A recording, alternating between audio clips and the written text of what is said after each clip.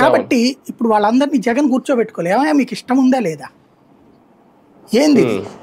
అరే ఒక రాష్ట్రంలో 100% కార్పొరేషన్లు చేతిలో పెట్టుకుని, ఇప్పుడు ఏదో 2-3 పోయినాయి అనుకున్నాం, 100% జిల్లా పరిషత్తులు పెట్టుకుని ఇంత ఇనాక్టివ్గా ఒక పార్టీ ఉంటుందా?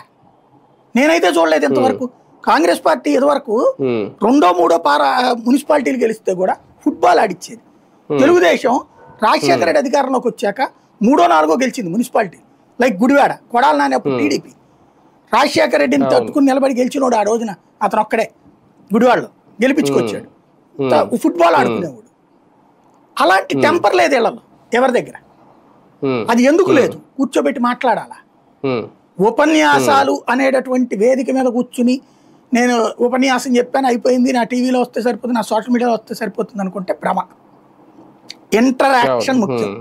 ఏమ్మా మీకు ఎంత పదవులు ఇస్తే ఎందుకు కావట్లేదు, మీకు ఇంట్రెస్ట్ లేదా, లేదా ఏమైంది?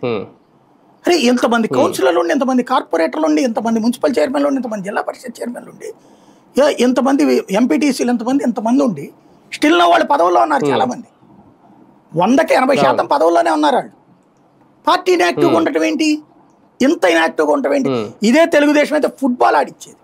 టీడీపీకి అప్పుడు లేరు, వాళ్ళు అప్పుడు స్థానిక ఎన్నికలు జరపకపోవడం వల్ల లేరు, లేకపోతే ఫుట్బాల్ ఆడిచ్చేవాళ్ళు.